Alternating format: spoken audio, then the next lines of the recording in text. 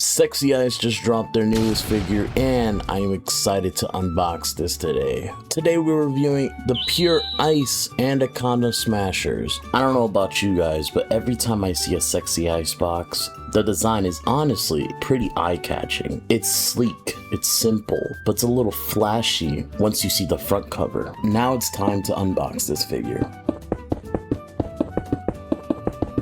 It's the same as the Red Smashers. It comes with a ton of accessories. As you can see, it's actually a lot greener. To be more accurate on the color, a dark sage green. In my opinion, I do like this more than the Red Smashers. For the arms, the range here is really impressive. They can go pretty high for someone this bulky. As for the shoulder pads, I do appreciate the option to move it around where I could do a full circle. Also, I popped out the shoulder pad to show you that you're not losing any range with them on. So unless you're making a custom, I highly recommend keeping it on. What the fuck? As for the neck and head range, looking up is excellent here. Wish the Eliminator had this kind of upward range. Looking down definitely is restricted, but for the side-to-side articulation, I'll let that issue slide. As for the ab crunch, Sexyice once again shows why I enjoy this line so much. The forward crunch was beautifully executed, getting close to the full 90 degrees. There's a noticeable gap in the back when you push it that far, but personally, as someone who likes posing figures, this doesn't really bother me. The backwards range is just as impressive too. Genuinely, it's surprising that most brands don't aim for this level of articulation. As for the side articulation, I really have no complaints here. The range is great, and really, it's hard to ask for much better than this. The leg range is really solid, easily hitting a clean 90 degrees. And if you want to push it even further, the upper thigh joint helps extend the range, letting you go beyond that without much issue.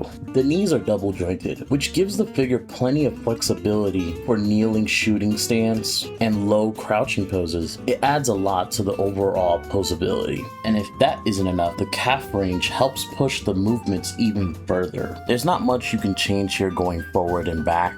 My only issue is the side-to-side movement. When moving it to the right, it feels a bit restricted, while to the left side actually has pretty solid range. I do appreciate them including a bicep swivel here, especially compared to Bandai's Jonathan Joestar figure, which surprisingly didn't have one. And this is what I mean about these brands. They can give us these things, but they're afraid to do it. This is where they definitely prioritize design over articulation with the elbows. The Smashers can only bend 90 degrees, while the Eliminator is able to go noticeably further than that. I own you. Finally, the wrist articulation is actually good. You would think the extra wrist piece would restrict the movement, but it really doesn't. The range feels pretty much similar to how it would be if you remove the piece entirely. Getting into the accessories, I do like you're able to remove the chest guard in case you're not feeling the sports vibe. The figure also comes with two shoulder guards that give it a classic footballer look. As for the hands, you get a pretty solid variety.